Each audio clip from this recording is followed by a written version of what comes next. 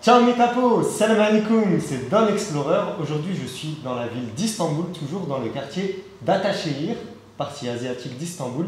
Et je ne suis pas seul, je suis avec Serdar. Serdar, bonjour. Bonjour, salam alaikum. Alaikum salam. Sois le bienvenu à Istanbul, à Ataşehir. Merci beaucoup.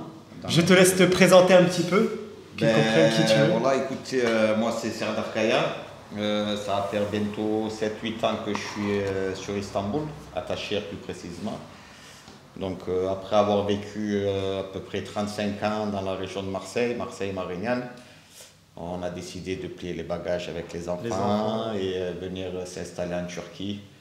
D'une parce que bon, c'était déjà notre pays natal, je suis né ici. Machallah. Je suis arrivé en France, j'avais 1 an et demi. Mes parents à l'époque étaient venus, donc voilà, après un certain temps passé en France, avoir travaillé, étudié, on a vu déjà que la France n'allait pas très bien et que ça n'allait pas aller en s'améliorant. Et doucement, on a préparé notre projet. Ça a pris un certain temps. Ça ne s'est pas fait comme ça du jour au lendemain. Moi, personnellement, ça m'a entre le temps que je me suis dit que c'est bon, je déménage et mon arrivée ici, ça a pris presque 10 ans. Et les enfants étaient donc déjà préadolescents, adolescents? Ouais, entre guillemets, j'avais la chance que ma grande à l'époque, elle avait 12-13 ans, l'autre elle avait 8-9 ans. Donc ça a été plus simple pour eux. Bon, ils ont perdu 1 année. Hein. Ils l'ont pris comment quand tu leur as dit je veux aller à Istanbul? Quelque part, au début, bon, ils ne se rendent pas compte en vrai. Ouais, ils comprennent pas les raisons. Mais disons que comme on est arrivé là, donc ils ont vu leurs cousins, leurs cousines qui voyaient une fois de temps en temps chaque année. Donc pour eux, ça s'est bien passé. Ils n'ont pas perdu trop. Ils n'ont pas trop perdu. Donc on est francophone aussi dans la famille, donc ça parle aussi français. C'était assez easy. Et au moins ils ont leurs oncles, ils ont leurs tantes, ils ont leurs cousins, leurs cousines, qu'en France on était 3 frères et c'est ça. Et voilà, c'était un grands-parents, il n'y a pas d'oncle, il n'y a pas de tante. Donc pour eux ici c'est mieux, question. Non, ça va, alhamdoulilah. Par rapport aux enfants, vraiment aucun regret. Ils sont contents maintenant. Ah, alhamdoulilah, maintenant ils sont bien contents, ils ont grandi, ça va faire 8 ans maintenant. La grande, 3e année de lycée, la petite, c'est 2e année de collège. Non, ça va, alhamdoulilah, ça se passe bien. Et qu'il y a la santé après.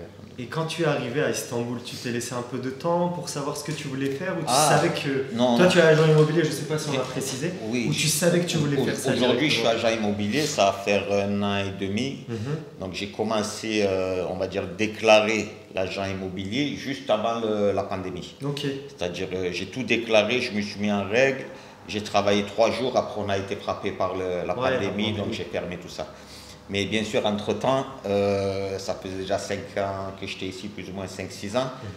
Donc j'ai passé 1 année à vide, à promener, à approfondir un peu ma langue turque. Parce que j'avais un turc, voilà. Comme nous, on a un Algérien. Voilà, donc quand je parlais ici avec des Turcs, on me prenait pour un étranger direct, d'où tu viens et tout.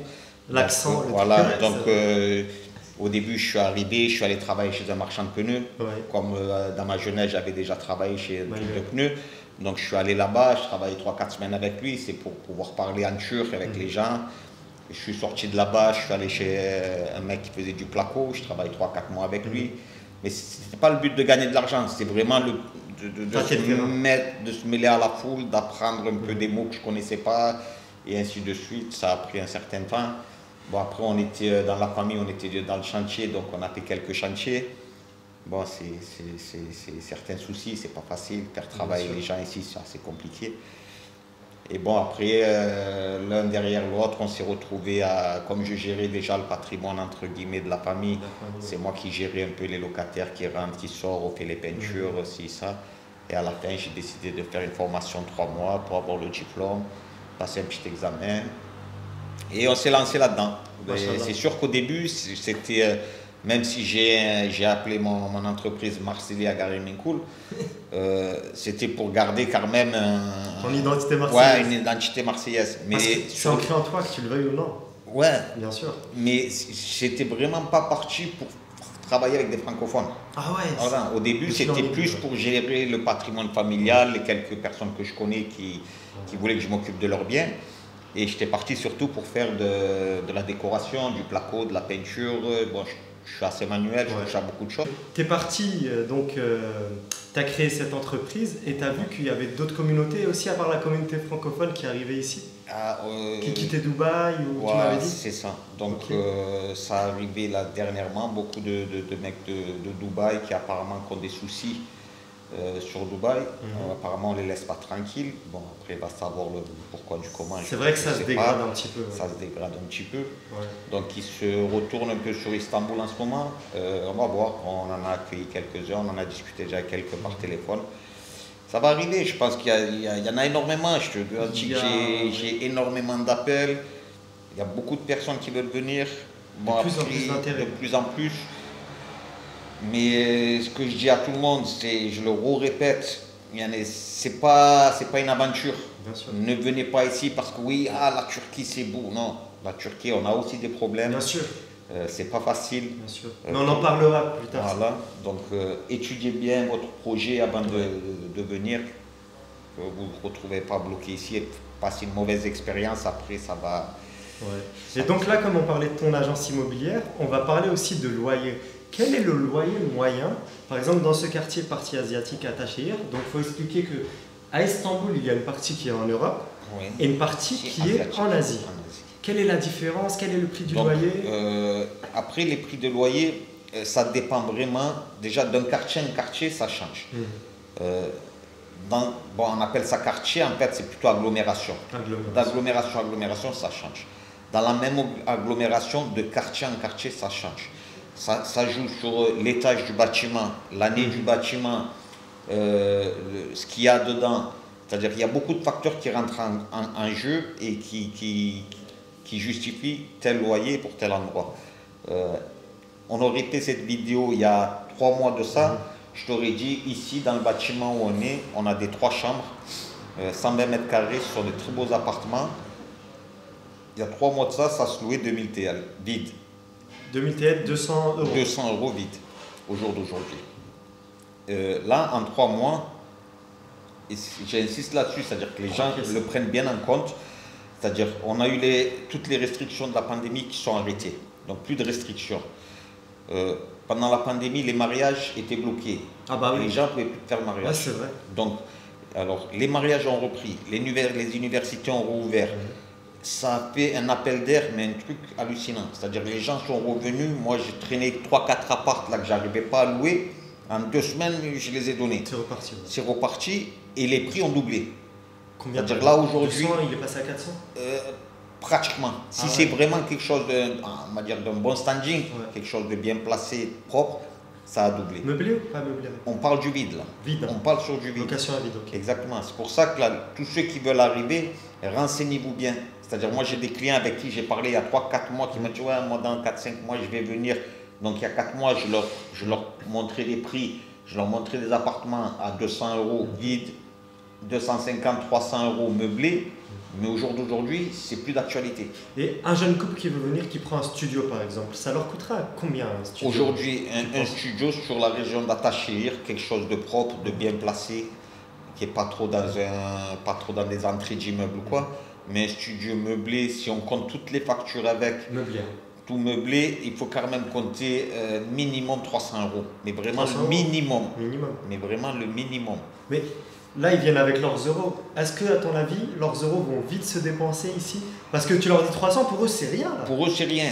Mais après, il faut bien comprendre que dans ta tête, c'est 300 euros, mais quand tu arrives en Turquie, ça devient 3000 TL.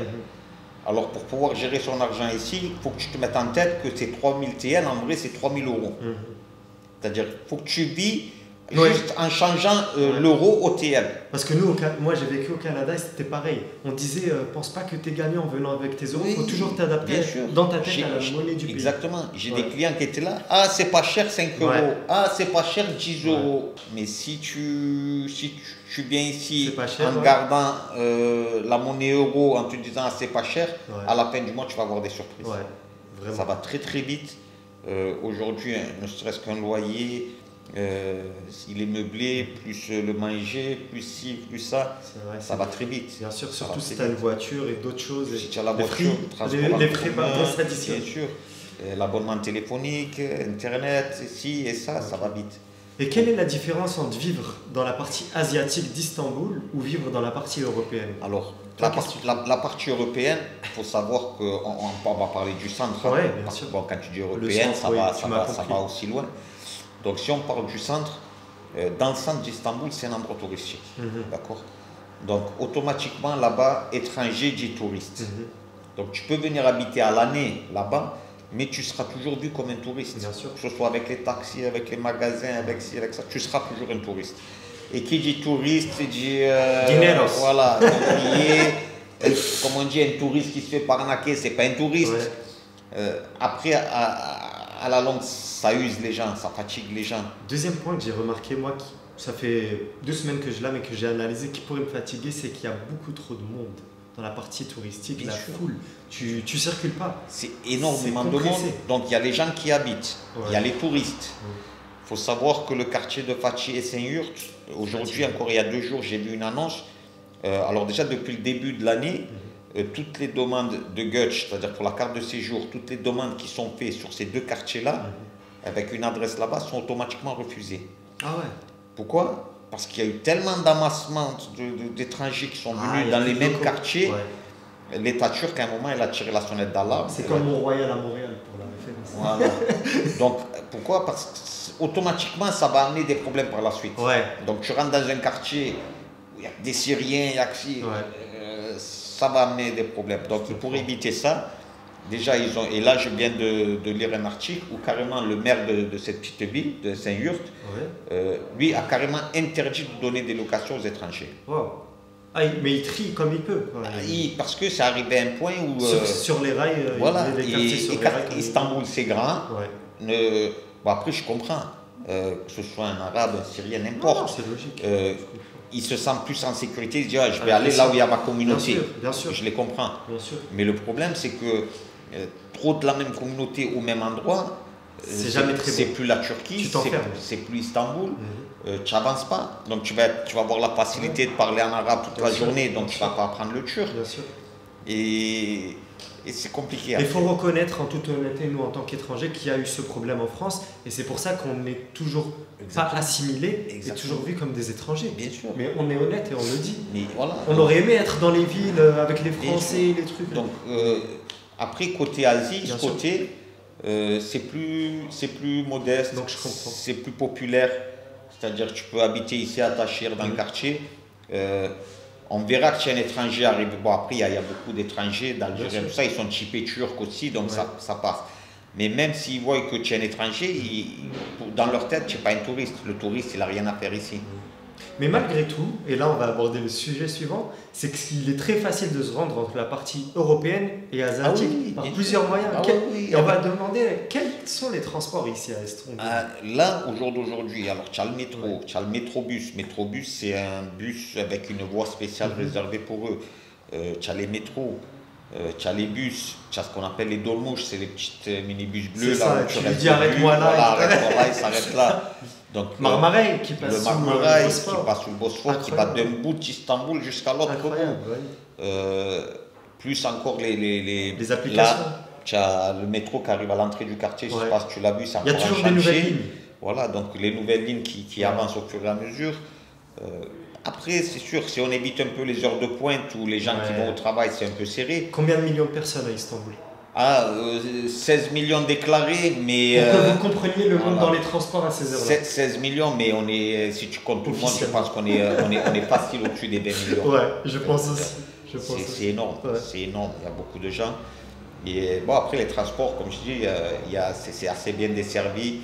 Si on a la chance d'éviter les heures de pointe, moi quand je dois aller côté européen, ça va faire 8 ans que je suis ici, je ne vais pas te mentir, dernièrement j'étais obligé d'y aller 2-3 fois en voiture, mais en 8 ans j'ai dû y aller 5 fois en voiture. C'est fatigant le trafic à Istanbul et moi j'aurais la flemme d'avoir une voiture et de conduire dans la partie européenne personnellement. Donc faut réfléchir à ça aussi. Voilà, donc mais la Turquie c'est pas que Istanbul, mais là on fait une interview spéciale sur Istanbul. Et il y a Antalya, selon vos moyens, vos envies, il y a d'autres villes. Mais on s'intéresse à la Turquie, c'est très grand. Il y a beaucoup d'endroits à visiter, tout ça. Ce qui attire les gens à Istanbul, on ne va pas se voiler la face, c'est l'économie. C'est-à-dire l'argent tourne ici. Moi, quand je suis arrivé ici, que je parlais avec des jeunes Turcs, tout ça, je dis, ah, mais vous ne comprenez pas, Istanbul, ça sent l'argent. Je disais, comment? J'ai eu cette conversation avec Geoffrey, le chauffeur d'Istanbul. Je lui ai dit, Geoffrey, je te parie que d'ici 10-15 ans, la Turquie sera une puissance mondiale. Oui. Quand je vois les gens toute la journée avec des chariots, tu sais pas où ils vont, des cargos qui viennent, qui partent. Je me dis, ça va être une moi, je suis dans un certain commerce, je connais d'autres commerçants. Bah oui. Donc, mais c'est-à-dire que le liquide tourne. Ouais. Le liquide il tourne. Moi j'ai une sacoche, si elle pouvait te parler. C'est ça, c'est que liquide. Il y a de l'argent qui tourne. Ça Donc tourne. automatiquement, ça veut dire que l'économie tourne aussi. Fonctionne, c'est ça. C'est pas comme en France. En France, tu peux pas aller retirer ton argent de la banque. Non, ils te disent qu'est-ce que tu Tu te fais. demandes, tu as une carte bleue, tu as un chéquier, utilise-les. Ouais. Et que ici, je vais, je pose des liasses sur le compte. Liberté. Et ils ne me demandent pas, tiens, je reviens 2 jours après. J'ai dit, moi j'ai des clients, bon, c'est pas facile de ramener de l'argent de France d'ici. Donc, ils m'envoient des virements via Western Union ou directement par virement bancaire. Ils me les envoient sur mon compte, je regarde, c'est bon, ils sont arrivés. Le lendemain, je vais, je les retire, je lui donne, je dis, tiens, ton argent, il est là. Et le mec, il me dit pas, oui, mais là, ton argent, il est arrivé hier, Non, ça se passe. Et tu arrives avec ton travail, tes revenus ici, machallah, à la fin du mois, à garder des économies pour faire d'autres choses, ou ça part. Après, ça, c'est quand même, comment dire, c'est personnel à chaque individu. Oui, c'est ça. C'est-à-dire selon tes dépenses. Moi j'ai une devise qui dit gagner de l'argent, c'est facile. C'est le garder qui est plus compliqué. C'est vrai. Tu vois ce que je veux te dire? Vrai, bien sûr. C'est-à-dire gagner de l'argent d'une manière ou d'une autre, tu arrives à gagner. Mais il faut savoir ne pas claquer son argent n'importe où, n'importe comment, bien réfléchir, ça va vite. Un peu ici, un peu là, un peu là, un peu là, un peu là. À la fin du mois, tu te rends compte que tu as claqué énormément d'argent. Bah, on va passer à une question qui peut intéresser sur ce sujet justement, c'est l'alimentation. Est-ce que ça coûte cher de manger dehors? Est-ce que tu peux te permettre de manger dehors tous les jours? Ou est-ce que c'est mieux de faire ses courses, manger chez soi? Bien sûr, c'est toujours plus intéressant de faire tes courses, de cuisiner à la maison. Tu peux aller manger 2-3 fois par semaine, ça ne va pas te coûter. Après, on revient au même discours que tout à l'heure, c'est-à-dire, on va aller. Hier, j'étais avec une famille, 3 adultes. Bon, les enfants, ils n'ont pas mangé, c'était 3 adultes. Moi, on a mangé dans un resto, ça a coûté 270 TL. Maintenant, si on transforme ça en euros, on va me dire, 27 euros, vous avez mangé à 3. Et on a bien mangé, hein, c'est-à-dire la table bien garnie. Hein. Mais on revient à ce que je disais tout à l'heure. Non, je n'ai pas payé 27 euros, j'ai payé 270 euros. C'est 270 euros. C'est quelque chose. Moi, aujourd'hui, je me le permets parce que c'est mes clients. Donc, moi, c'est comme si j'avais claqué 270 euros en France. Donc, bon, moi, c'est business, donc c'est des clients, c'est normal. Mais un couple qui fait ça 2 fois par semaine, à la fin du mois, ça fait un loyer presque. Bon, vu que les loyers, ils ont pas mal augmenté à ce moment-là, ça fait déjà un demi-loyer. Ouais, c'est vrai. Donc, il faut tout prendre en compte. Surtout pour les personnes qui viennent d'arriver, c'est leur première année. Ça va vite. Soyez un peu radin, je vais dire. Soyez un peu radin, parce que c'est la première année. Parce qu'ils ont des objectifs. S'ils veulent s'installer là, il faut qu'ils soient intelligents. Bien sûr. Après, tout le monde ne vient pas avec la même bourse. Bien sûr. Il y en a qui arrivent avec un certain capital, d'autres avec un certain... Moi, ça m'est arrivé de trouver des appartements en location. Là, on va parler des derniers, à 3000 TL pour 3 chambres vides. Comme il y a 2 semaines, on a trouvé un appartement pour notre client, c'est un 2 chambres meublé, il a payé 20 000 TL de loyer. Chacun a ses critères différents. Il y en a un, il dit, moi je veux être dans ma résidence, je veux le supermarché en bas, je veux le centre commercial en bas, je veux la salle de sport, je veux ci, je veux ça. Il n'y a pas de souci, on trouve. Mais c'est 20 000 TL de loyer, 3 500 TL de charges par mois. T'imagines, c'est-à-dire lui il paye plus de charges que l'autre dans un appartement en location. Mais parce qu'il y a le concierge, peut-être la piscine. Bien sûr.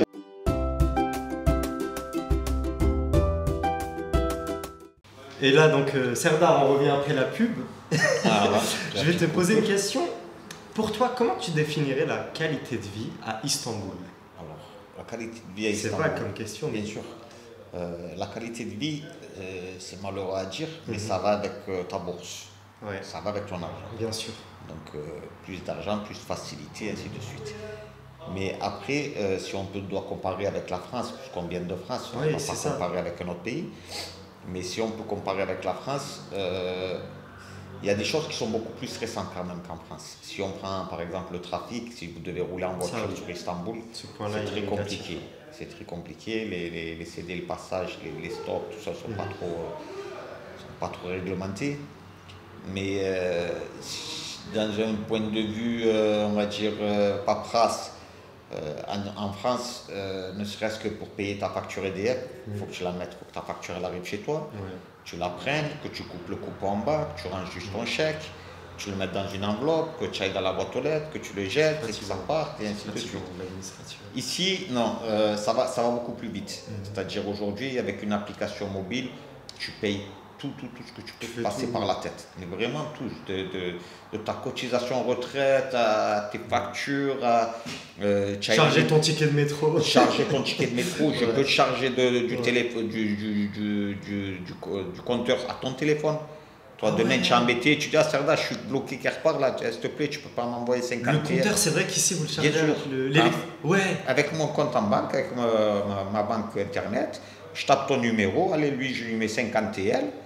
Ça y est, 2 minutes après, tu reçois un message, vous venez d'être rechargé 50 TL et tu avances. Et est-ce que tu penses que vous avez plus le temps ici de profiter de vos familles, de vos enfants? Beaucoup plus. En tant que musulman, en tout cas. En tant que musulman. Ah ben justement, question intéressante après. Exactement. Donc en tant que musulman, ici, là j'ai beaucoup de personnes qui viennent, ils disent on va manger. Je dis on va manger où? Venez, on va au McDo. J'ai la famille, tu es venu en Turquie pour manger au McDo. Bah oui. Mais en fait, je les comprends. Oui, quand aussi à l'époque, on allait au Quick ou au McDo, on mangeait quoi? Filet aux fiches. Ouais. On ne pouvait pas manger le Big Mac. Le truc qui était tellement beau, le bacon là qui te tendait, tu ne pouvais pas. Voilà, mais alors ils arrivent ici, donc automatiquement les McDo sont halal. Donc le mec, la première chose qu'il veut manger, c'est un Big Mac halal. Donc je les comprends. Même un Mac Bacon, mais tu sais qu'ici c'est du bœuf. Si tu veux sortir en famille manger, ben, tu sors, tu choisis un resto. Il n'y a pas besoin de poser de questions. Tu t'assois, tu manges. En France, c'est compliqué. Déjà aller dans un resto, quel resto tu vas aller? Ils ferment tous à une certaine heure. Oui, ici, si tu veux, là, quelle heure minuit, il est? 1h. Voilà, il est presque 9h30. Même à 11h, on va trouver un resto ouvert, on va pouvoir s'asseoir, rester jusqu'à 1h du matin. C'est une facilité. J'avoue que c'est beau. Moi, j'aime bien aussi le soir, passer du temps le soir, des discussions et tout. C'est vrai que ça te permet de faire ça ici, d'avoir des discussions. Après, le peuple turc, il est assez chaleureux. C'est-à-dire, quand il voit arriver des étrangers, s'il voit que tu t'es donné la peine un peu d'apprendre le turc, que tu arrives à glisser quelques mots de turc. Et je vous assure que c'est pas si compliqué que ça à apprendre. Non. J'ai beaucoup de témoignages de personnes qui me disent. Comme je dis à tout le monde, la langue turque, c'est à 30% francophone, c'est 30% arabophone, et il vous reste un 40% au milieu à essayer de comprendre. Donc en se donnant un peu la peine, c'est plus facile pour certains, c'est plus compliqué pour d'autres. J'ai des clients ici, en 2 semaines, ils m'ont étonné. En 2 semaines, le mec, il a commencé à... Après, ce n'est pas des phrases complètes, mais c'est en ajoutant 2-3 mots, il arrive à se faire comprendre. C'est une phrase, oui, bien sûr. On comprend que ce n'est pas le top, mais il arrive à se faire comprendre. Et c'est apprécié chez les Turcs. Ça. Bien sûr, j'ai remarqué, quand on est avec Geoffrey, qu'on est dans la rue et qu'il parle turc, tu vois tout de suite un sourire. Ouais. C'est pas un moqueur, mais... Ah ouais, ça veut dire que quand même, il a fait l'effort. Il fait l'effort, il s'intègre. C'est comme un Chinois, il est content quand tu parles sa langue, et réciproquement, comme nous quand on voit des Chinois parler l'arabe, etc. C'est impressionnant, ça fait plaisir. Et la qualité de vie pour un musulman en Turquie, donc? La qualité de vie pour un musulman en Turquie, je vais te dire, déjà entendre l'appel à la prière, c'est déjà énorme. J'ai eu des frissons, ça faisait tellement longtemps. Donc c'est vrai que ça comme tu dis, ça fait des frissons à ceux qui viennent d'arriver. Du moment où tu calcules personne, tu fais ta prière, tu sors, tu reviens. Personne te calculera en fait. Moi, ce qui m'a marqué, si je peux me permettre de m'introduire dans ta question, c'est qu'à chaque 3 à 5 minutes, tu as une belle mosquée, un beau masjid. Et ça, c'est formidable quand tu veux pratiquer. Bien sûr, il faut savoir qu'en Turquie, en fait, tu as l'État qui décide de faire une mosquée à tel endroit. C'est-à-dire, bon, la Turquie, tu serais venu ici il y a 20 ans, c'était que des collines, des champs et des collines. Il n'y avait mais vraiment rien. Le jour où ils ont décidé de rendre ces terrains constructibles, l'État, direct, l'une des premières choses qu'ils font, c'est-à-dire, bon, allez, ce terrain, déjà, il est réservé à la mosquée. Donc, ça va être la mosquée du quartier. Nous, elle est à l'entrée du quartier, c'est une grosse mosquée. Après, on a une petite mosquée là. Ouais, je l'ai vu, on en a une là, juste en face. Ça, par contre, c'est des mosquées qui se font aussi un peu avec l'aide de l'État, mais beaucoup avec l'aide du contribuable. Ouais, les locaux. C'est nous qu'on donne. Là, tous les vendredis, dans la mosquée là, Ouais, il y avait des infiltrations d'eau en bas, donc on va refaire la peinture, on va refaire l'étanchéité. Tous les vendredis, on met la main à la poche. Et ça se tourne comme ça en fait. Donc, des mosquées, il y en a énormément, il y en a de partout. Tu n'as pas besoin, comme en France, de guetter l'heure, à quelle heure il est, où c'est que je vais aller pour faire ma prière. Ça ferme, Non. oui. C'est vrai Si, que bon, on reconnaît que c'est pas un pays musulman, ça peut se comprendre, mais c'est vrai que c'est quelque chose de ce que j'ai entendu qui a été aussi imposé par l'État français. Dès que la prière se termine, vous fermez vos mosquées. J'ai entendu comme quelque chose comme ça, et ça facilite pas si tu arrives un peu en retard Bien et sûr, tout. bien sûr. Tu peux Non, plus ici faire les ça. mosquées sont ouvertes toute la journée. Ouais. Bon, le soir, ils ferment bien sûr les portes. Mais tu es de passage ici, tu sais pas aller dormir, tu vas, tu fais tes prières à la mosquée. Tu fais comprendre, tu dis, je pense pas que 90% des mosquées, l'imam il te dit, bah, écoute, mets-toi dans Mets-toi le dans coin, un là, coin. tiens un coussin, tiens une couverture, Ouais. dors et le matin à la prière, lève-toi et voilà. Non, c'est un avantage. Après, c'est normal, là, c'est un pays musulman. Bien donc, sûr, c'est ça, c'est ce qu'on disait, hein. Chaque il- pays sa religion. Et Bien sûr.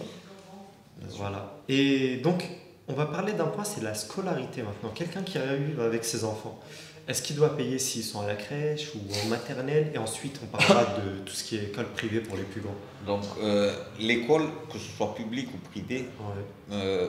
il y a un coût quand même. Parce que même si notre bien-aimé président nous dit que l'école publique est gratuite, c'est vrai et c'est pas vrai. C'est-à-dire qu'ils ont des aides de l'État en tant qu'école publique, mais ils demandent souvent, très souvent, une participation aux parents d'élèves quand même. Ok. Pour faire nettoyer l'école, pour l'entretien du parc enfant, voilà, ils demandent tout le temps des participations. Ça, c'est souvent dans les petites écoles, en sachant qu'ici en Turquie, l'école est obligatoire à partir de 6 ans. 6 ans, ok. En France, c'est obligatoire à partir de 3 ans. 3 ans. Ici, c'est 6 ans. Ici, de 3 ans à 6 ans, tu peux les mettre dans une maternelle.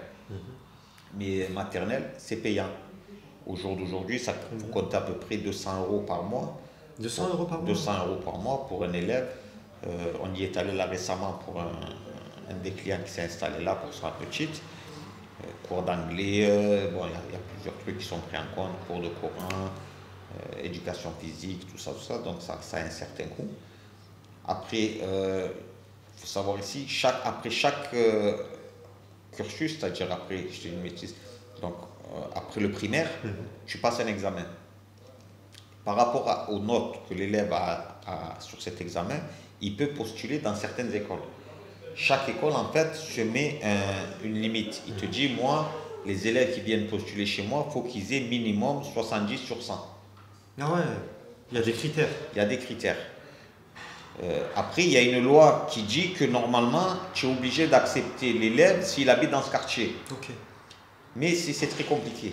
C'est-à-dire, il y a toujours. Ils Voilà, sont sélectifs. faut vraiment demander ton dû pour y arriver. Il faut insister des fois. Ok. Si tu n'insistes pas, eh ben, ils vont te dire non, ton élève, ton enfant, il n'a pas le niveau pour entrer dans mon école. C'est à partir de quel âge ça?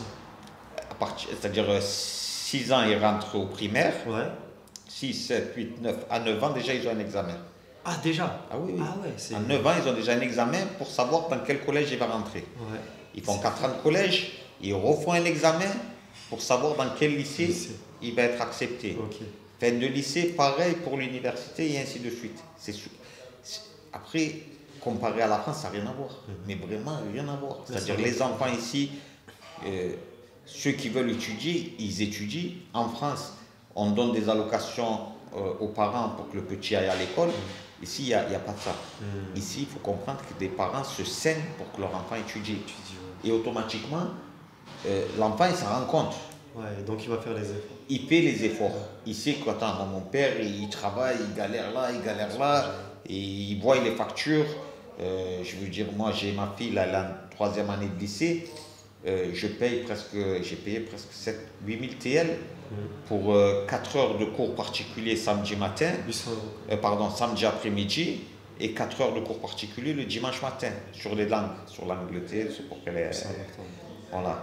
Donc ça fait du 8 000 TL. Si on traduit ça en euros, ça fait 800, vous allez me dire c'est pas beaucoup. Non, je suis désolé. Si. Pour moi, c'est 8 000 euros Parce à que tu as l'année. d'autres choses à payer, tu rajoutes ça. Bien sûr, Ça c'est un s'additionne. plus. Ça s'additionne. C'est un plus. C'est un truc parmi. En plus, sa carte de bus, son manger, son argent de poche, et c'est que le lycée.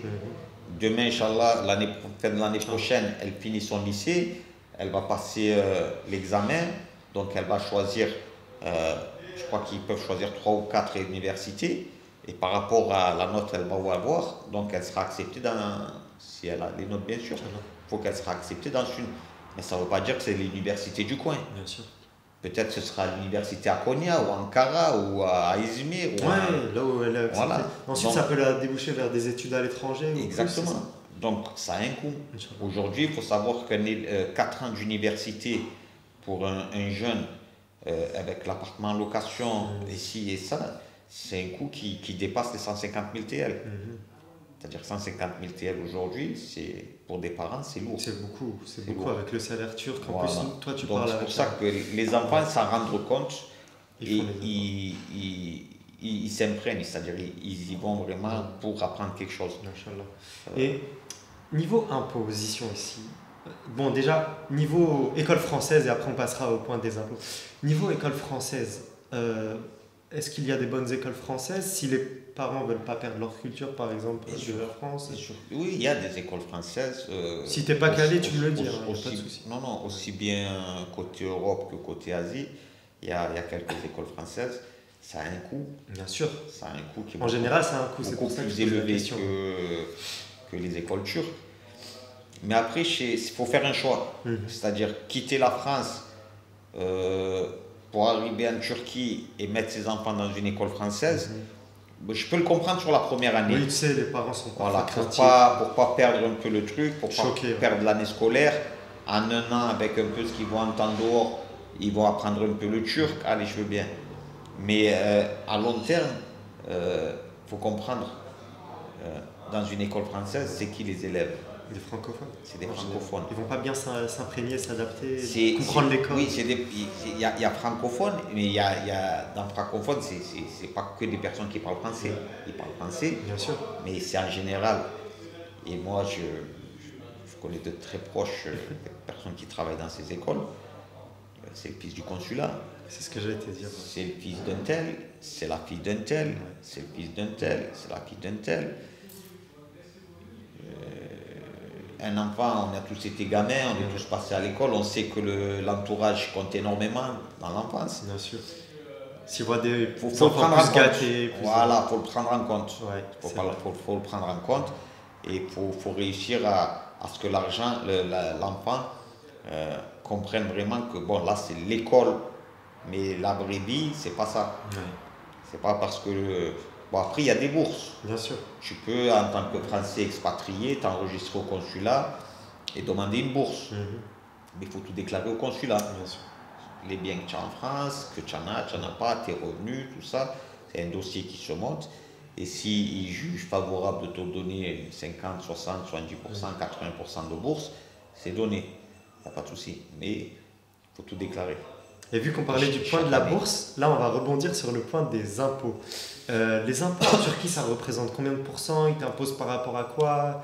C'est quoi l'imposition en Turquie? En Turquie, bon, les impôts, on a déjà la TVA comme en France. Ici, c'est du 8% sur tout ce qui est truc, 8% sur l'alimentaire. Mais après, les impôts, ça dépend aussi du métier dans lequel tu travailles. Donc en Turquie, ça va faire à peu près plus de 20 ans. On a un statut qui s'appelle métier libre, en traduction, serbest meslek, c'est-à-dire métier libre. C'est ce que je fais moi aujourd'hui. Donc je suis agent immobilier, mais en tant que métier libre. Je n'ai pas de patron, j'ai rien, je suis tout seul. Comme auto-entrepreneur. Voilà, comme auto-entrepreneur. Et tu payes des impôts par rapport à ce que tu déclares. Donc qui dit déclaration dit facture. Ils ne sont pas très regardants.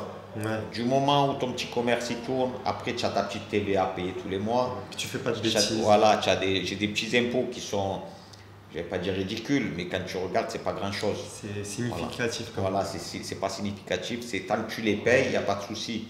Demain, j'ai un client qui vient et je lui fais acheter quelque chose ou je lui fais louer quelque chose et qu'il me demande une facture, il n'y a pas de souci, je lui fais la facture.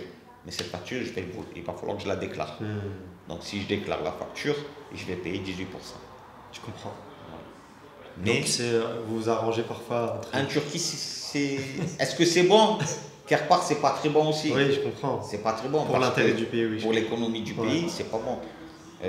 Là, on vient de passer une pandémie. Ouais. Donc, j'ai des échos en France. Le mec, il a une société, il a touché des 8 000, des 10 000 euros de l'État. Donc, ici, quand on parle avec des amis, ils me disent, ah, tu as vu en France, eux, ils donnent. Je dis, oui, mais en France, ils donnent. Mais en France, le mec, il est obligé de pratiquement déclarer tout. Je dis, toi, sois honnête avec tu moi. mets ta pièce dans une machine maintenant. Je dis, toi, sois honnête avec moi. Je dis, tu es commerçant comme Ouais. moi. Tu as déclaré quoi l'année dernière? Il dit, ben, mais pour l'État. L'État, il regarde, monsieur Intel, il a déclaré quoi? Presque rien. Et donc, nous, aux commerçants, pendant la pandémie, là, une fois, hein, ils nous ont proposé 1000 TL d'aide. Moi, personnellement, je ne l'ai pas demandé. Bah oui. Parce que je dis pas, tu me donnes 1000 TL, vous donnes à quelqu'un qui en a plus besoin Ouais, que c'est moi. ça. Mais maintenant, tu aurais une société, tu déclares tout, tu as un chiffre d'affaires déclaré, l'État ne pourrait pas te dire, ouais, je vais te donner 1000 TL. Bien sûr. Il y en a sûrement qui ont touché beaucoup plus que ça. Mais nous, on fait partie de cette tranche de métier libre où ils nous laissent une certaine liberté. Mais ça va avec après. C'est-à-dire qu'on met beaucoup dans la poche. Bien sûr. Mais il ne faut pas pleurer quand il y a une pandémie, il y a quelque chose. Oui. Eh ben, c'est pour ça que... Il n'y a pas d'aide en plus. Exactement. Donc ce que je te disais tout à l'heure, c'est facile à gagner. Il faut faire attention. C'est pas parce que j'ai gagné beaucoup ce mois-ci que je vais tout flamber ce mois-ci. Ça ne veut pas dire que ça peut arriver que pendant un mois, je ne rentre pas 1 euro. Ouais. C'est un peu comme ça. Ouais, Agent immobilier, je fais visiter un appartement 10 fois, des fois 15 fois, pour le donner en location à une personne. Donc ça peut arriver, je peux avoir un mois où je ne gagne pas un TL. C'est ça, l'immobilier, c'est ça. C'est ça. C'est de la patience, je l'ai fait, donc je comprends totalement. Bien sûr, c'est partout. Et maintenant, si je te pose la question, le point de la sécurité. Si tu devais déjà donner sur 10 une note sur la sécurité à Istanbul, Alors, combien tu donnerais? La sécurité à Istanbul, si on Est-ce devait que tu donner- risques de te faire cambrioler, pickpocket, attaque à l'arme blanche? Comment les gens agissent face à cette situation? Il faut savoir qu'Istanbul, c'est très sécurisé. D'accord. C'est-à-dire, déjà, bon, on a des policiers qui patrouillent. J'ai vu ça. On a ce qu'on appelle des bekçis, c'est des... comment on pourrait traduire ça, bekçi? C'est des petites polices de quartier, on va dire. En général, ils tournent le soir à 3 cartes, ils tournent à pied dans les quartiers, chaque quartier a sa petite patrouille. Ils sont là, s'ils voient quelque chose d'anormal, ils interviennent, ils appellent la police. Il y a des caméras de partout. C'est pas comme en France. En France, tu as un commerce, tu peux mettre une caméra dans ton commerce. Faut pas qu'elle revoie la rue. Mais tu n'as pas le droit de filmer la rue. Ouais. Ici, tu peux filmer la rue. Ça fait que si demain, il se passe quelque chose devant chez toi, la police peut très bien arriver le lendemain et dire, oh, ta caméra, elle filme là, ouais, elle marche, ouais, donne-moi s'il te plaît, parce qu'il s'est passé ça, ça. Donc, ils récupèrent les enregistrements et ils te suivent à la trace. Dans les bus, il y a des caméras, dans les taxis, il y a des caméras, il y a des caméras de partout. Donc, je t'en rends pas compte des fois, mais tu es tout le temps filmé. Donc, hop, ça va leur prendre 2-3 heures. Ils vont refaire le parcours par où tu es passé, il est sorti là, il est rentré là, il est sorti là, il est passé par là. Et ils vont te retrouver directement d'où tu es sorti le matin, de quelle maison. C'est très sécurisé. Après, mais comme on dit aussi, les points négatifs. Non, mais faut pas tenter le diable. Ouais. Maintenant, tu laisses ta voiture avec ton téléphone sur le tableau de bord, les vitres ouvertes et tu vas là-bas. La famille. Comme partout. Comme partout. Donc, si tu laisses une facilité, le mec, il est là, peut-être qu'il n'est pas voleur, mais il voit l'opportunité. Eh ben, aujourd'hui, il est en galère, il n'a pas de sous, il sait qu'il va gagner 2000 TL avec ton téléphone. Il ne va pas te pardonner, il va le prendre, il va partir. Tu es fan de faire ça. Voilà. Donc, tu serais fan. Moi, personnellement, un jour, je vais au distributeur, je sors mon portefeuille, j'envoie la carte, tac, je retire mes sous, je récupère la carte, je taille. Je prends la voiture, je roule. Je dis, aïe, j'ai oublié le portefeuille. Demi-tour, je reviens, dans mes pièces d'identité françaises, mes cartes bleues, toutes mes pièces d'identité. Il n'y a pas d'argent, mais c'est plus précieux que l'argent ce qu'il y a dedans. C'est du temps. Ah ouais, c'est tout. Permis français, carte de prendre, tout. j'arrive, comment je vais faire et tout ça, je regarde, c'est pas moyen. Et j'ai un collègue, j'ai un cousin, on va dire, qui est policier, et je l'appelle, je dis, Kadir, comment on fait? Il faut aller, on va déclarer la perte et tout. Ah, ils t'ont pris, hein, le portefeuille? Ah ouais, le portefeuille, il a disparu. Oh non. Son distributeur, il va pas faire longtemps. Donc je pars, et pendant qu'on allait au commissariat pour déclarer la perte, bam, je regarde sur Messenger, je reçois un message, je regarde, et le mec il me marque, est-ce que vous avez perdu quelque chose? Je dis oui, je suis en train de le chercher. Il me dit, qu'est-ce que vous avez perdu?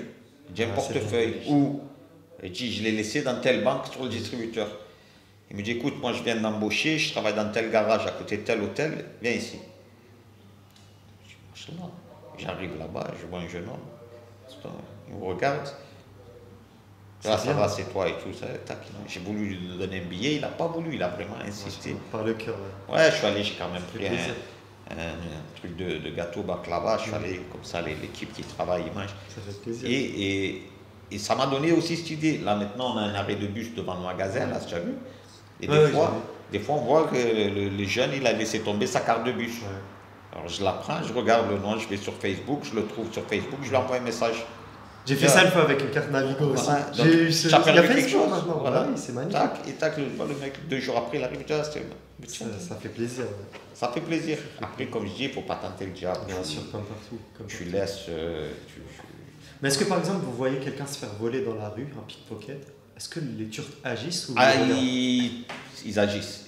C'est des mêleurs. Tu me garantis ça, c'est comme tu regardes la caméra, tu me dis les Turcs agissent. Oui, parce que moi, je le dis ça. Les gens ne me croient pas. Non, ici, c'est des mêleurs. C'est-à-dire les gens, que ce soit une bagarre, que ce soit un truc, si tu cries, que ça pop, ça fait de suite, la poule s'amasse. C'est l'idée que j'avais de vous, et je le disais aux gens, parce que j'ai eu des témoignages aussi. Et tu me confortes, on n'idéalise pas le schéma. Non. Si c'était dangereux et idéal, on ne vous voit pas. Non, ici, les gens s'en mêlent. Les gens s'en mêlent. Que ce soit une bagarre normale.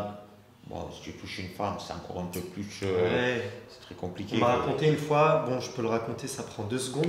Il y a un homme, un pervers, il filmait quelqu'un sous sa jupe ici dans le métro, et la femme criait sur lui. Bon, elle était habillée légèrement et tout, elle fait ce qu'elle veut, mais les gens ont quand même agi contre le monsieur pour lui dire limite le gifler, le remettre dans les rails, lui dire ça arrive souvent qu'il se retrouve un peu avec le nez qui saigne ou quoi, par terre, et ils appellent la police après.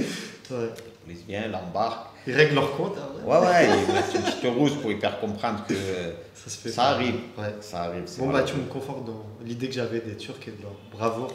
Non, bon, après, c'est rassurant aussi. Hein. Des fois, quand tu as ta femme qui va quelque part.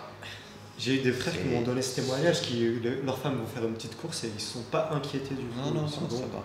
Ça fait plaisir. Et quelles sont les activités à faire en Turquie en général, par exemple en famille, si tu es un jeune, Quelles sont les activités ici? Bon, sur Istanbul, en été, en général, les gens ici, ils aiment bien le pique-nique. Hein. J'ai remarqué, il y a des parcs, machallah. Ouais, tu sais que ça commence de Bostanca. Il y a un accès barbecue dans les parcs. Oui, bien sûr. Je précise. Donc, on a plus de peut-être 20 km de bord de mer. Et les Turcs, dès qu'ils voient un peu de pelouse, le soleil, le thé, sont là, leurs biscuits, les enfants qui jouent. Ils aiment bien. Ils aiment bien être dehors, surtout l'été. L'été, tu peux aller à 2h du matin, les gens sont encore dehors en train de faire leur... Vous êtes très famille? Ils sont très famille, oui. De toute façon, dès qu'ils disent pique-nique, c'est les oncles, les tantes, les enfants, hop, ça se réunit. Ça, c'est un truc qui me manque énormément. Ceux qui ont la chance d'avoir des villas un peu dans des endroits plus frais, ils se réunissent là-bas. Ceux qui n'ont pas les moyens, ils sont dans les parcs. Et j'ai vu de tout, mais au bord de l'autoroute, sur une pelouse, ils s'arrêtent, ils font un pique-nique. Des feux de camp et tout. Feux de camp, barbecue. C'est ce qu'on disait tout à l'heure. En France, tu ne peux pas le faire. Ça. Ils vont te dire, tu es un gitan, tu es un manouche, tu squattes la pelouse. Fais-le, tu as la police qui arrive. Oui, bien sûr. Donc ici, tu arrives. Après, Istanbul, ça reste Istanbul. Ça, je ne sais pas combien de milliers d'années d'histoire. Donc, entre les mosquées, tous les monuments historiques. Vous prenez le temps de vivre. Tu peux dire que vous prenez le temps de vivre? La vérité, depuis que je suis ici, je pense que je prends... En plus, toi, tu es de Marseille. Si je sais, Même si je sais que, parce que bon, je pars dans un mental où pendant que j'ai encore les moyens de pouvoir faire, de bouger, je travaille beaucoup. Ouais, t'as raison. Et parce que dans ma tête, moi je me suis dit, je me donne encore 10 ans, et dans 10 ans, je vais tirer le frein à main, je vais tout arrêter. Inch'Allah, si Dieu me permet, Inch'Allah. je vais vraiment arrêter tout. Petite villa dans mon. Pas villa, mais cabanon, dans un terrain avec mon chien, mes poules, tu vois, je veux tirer un Mode de frein. vie simple. Donc, même ça m'arrive, des fois, je pense, je délaisse même des fois un peu ma famille à force de trop à travailler tout ça. Mais c'est un choix. C'est un choix. Moi, T'as une vision. voilà, je préfère maintenant que j'ai encore un peu de force, que j'ai de la santé, je charbonne, je travaille le maximum, en espérant un jour arrêter tout ça. Mais ou sinon, c'est sûr, quand tu compares avec la France, ah oui, là, on est. Ah, il y a des choses, même pas on réfléchit. On réfléchit plus, il y a certaines choses, je ne réfléchis pas. Ça vient naturellement. L'autre t'appelle, on va où? Allez, on va là-bas, bam, on va au hammam. Bon, notre petite communauté francophone, allez, tous les jeudis soirs à hammam. Ah ben allez, tous les jeudis soirs à hammam. C'est vrai qu'il y a un style de vie différent. Ouais. Par exemple, il y a des frères, ils travaillent, ils vont tout arrêter, ils vont aller à la mosquée, et le soir, ils vont se retrouver entre frères dans un endroit où ils boivent le thé. Et c'est formidable, ils prennent le temps de vivre. Bien sûr, parce qu'en France, ils sont équilibrés. En France, c'est. Bon, pour ceux qui travaillent, moi je travaillais 15 ans dans une grosse entreprise en France. C'était maison, boulot, boulot, maison, le café du quartier. Mais tu n'avançais pas. Prévoir des vacances, bon, nous, comme on était turcs, donc on venait en vacances en Turquie. Ça se prévoyait un an à l'avance. On mettait un peu tout de côté. On venait, on faisait un mois de vacances. On se mettait à Payolle, il n'y avait plus de sous. Ouais, bah ouais, c'est vrai. On rentrait en France. Tu rechargeais les batteries. Fin août. Septembre. 11 mois d'ombre. Voilà. 11 mois, t'es dans le flou. Septembre, pour ceux qui connaissent, taxe foncière. Apparemment, la taxe d'habitation, ils l'ont plus, mais à l'époque, taxe foncière, taxe d'habitation, quand tu rentres de vacances, c'est compliqué. Le retour de la médaille. Ah ouais, c'est-à-dire, tu arrives, déjà, tu as fini les vacances, tu as zéro. Ouais. Tu n'as pas encore touché ta paye que déjà taxe foncière, taxe d'habitation. Et respirer. C'est incroyable. C'était stressant. Le stress de la boîte aux lettres, ici, il n'y est pas. Sérieux? Il n'y a pas. Il n'y a pas? Il n'y a pas de boîte aux lettres. Tu as dû t'en rendre compte dans les bâtiments. Vrai, y a pas de boîte. Les seules factures qui arrivent, c'est l'eau, le gaz et l'électricité. Ouais. Tout le reste, ça passe par téléphone. Ouais. Le facteur, il y en a. C'est pas qu'il n'y en a pas. Il y a des facteurs. Mais si c'est un document officiel qui doit venir chez toi, il vient, il tape à ta porte. Il te trouve, il te donne la lettre, il te fait signer comme quoi que tu as eu ta lettre, il s'en va. Si tu ne l'as pas, il te laisse un petit mot là, il te dit voilà, il est dans la petite mairie quartier ou il est dans tel poste, va récupérer ton courrier. Mais en France, 11h, 10h, 11h, le facteur qui doit passer. Des fois, on attend un sniper, on se dit, parce que je sais depuis Amazon, Tac, dès qu'on voyait Jeanne d'Arc là dans le coin de l'enveloppe, oh là là, qu'est-ce que c'est la méchante c'est incroyable. Non, mais on en rigole, mais je te garantis que c'était un stress de malade. Et tu ne sais pas ce qui va arriver dans la boîte aux lettres. Tu ne sais pas. Donc, tu es plus heureux ici surprise. Tous les jours, surprise. Ouvre la boîte aux lettres, allez, ouvre la boîte aux lettres. Tu es plus heureux. Ah ouais, ici, je suis tranquille. Clairement. Ce que tu as à faire, tu le règles, soit avec les applications mobiles, soit tu te déplaces. Ça se passe vite. Il y a certaines choses. Aujourd'hui, tu vas en France, tu veux demander à un étranger qui arrive en France de manière régulière ou irrégulière. Tu fais une demande de carte de séjour, c'est un chantier. On est d'accord. C'est vraiment un chantier. Et ils te donnent récépissé sur récépissé sur récépissé. Et même les cartes de séjour, d'après ce que j'entends aujourd'hui, ils donnent un an, ils donnent plus de cartes de séjour de 10 ans. C'est très compliqué. L'Ikamet, ils appellent ça ici. Ici, ça s'appelle Ikamet. Je m'en occupe aussi pour mes clients. Donc, ils arrivent, dès qu'ils ont le contrat de location en main, le temps que je fais la demande, la prise de rendez-vous, le dépôt du dossier et récupérer la carte. Bon, c'est vrai que là, dernièrement, ça marche, machallah, ça va assez vite. Mais en maximum, un mois et demi, tu as ta carte dans les mains pour un an. Ce n'est pas un récépissé, tu as ta carte de séjour de un an. Un an. Et après, un an après renouvelable et ainsi de suite. Renouvelable pendant 5 ans. Après, tu peux demander une nationalité turque si tu es resté sur le territoire, si tu as un petit business ou que tu as été propriétaire d'un appartement ou d'un truc comme ça. C'est beaucoup plus facile. Il y a un point que j'ai oublié d'aborder, vu que tu m'as parlé de ça, c'est le prix de l'immobilier. Parce que je sais qu'à partir de 250 000 euros, si j'ai bien compris, 250 000 dollars. dollars, pardon, on te passe l'Iqamet presque automatiquement, c'est ça? C'est pas si simple que ça en fait. Pas si simple que ça. Une fois acquéris les biens de cette valeur, donc il y a quelques démarches à faire, il y a quelques documents à fournir. Après, ça commence par un Iqamet, c'est-à-dire une carte de séjour de quelques mois, et ça enclenche un dossier. Bon, moi personnellement, je ne le fais pas. J'ai un client qui passe par un avocat pour le faire. Et bon, apparemment, il y a pas mal de demandes en cours, ça prend un peu de temps. Ils vont la donner d'une manière ou d'une autre, ils la donnent. Hein. En attendant, ils ont quand même une carte de séjour. Mais là, le client en question, ça va faire facile 6 mois qu'il est là. 6-7 mois qu'il est là, il a eu sa carte de séjour, mais il n'a toujours pas la carte d'identité. D'après les dires de l'avocate, il y a beaucoup. Bon, après, il y a eu la pandémie, tout ça, ça fait que il y a certains dossiers qui sont cumulés. Donc, ça arrive, ça va arriver. Mais je crois que, sans dire de bêtises, au monde, il n'y a pas un pays qui te donne une nationalité pour 250 000 dollars d'investissement. Il me semble qu'il y a des pays vers les Émirats, les pays du Golfe, où il y a un système comme ça. Mais bon, c'est pas les mêmes. C'est pas les mêmes logiques. C'est plus simple ici, je pense quand même. Ici, en fait, c'est soit. Même sans ça, même sans les 250 000 euros, il y a d'autres moyens. Ici, c'est soit tu investis 250 000 dollars dans un bien immobilier, ou sinon tu bloques 500 000 dollars sur un compte. Ça, c'est aux US. Pendant 3 ans, si je ne me trompe pas.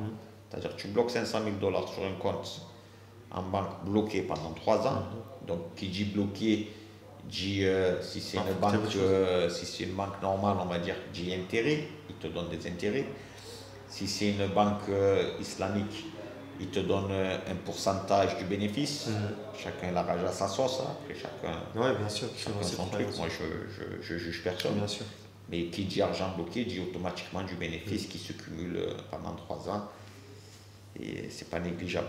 Bien sûr. C'est vraiment pas négligeable du tout. Est-ce qu'il y a des choses que tu voudrais rajouter avant qu'on finisse? Ben écoutez, moi si j'ai un message à faire passer, j'ai beaucoup de personnes qui me contactent.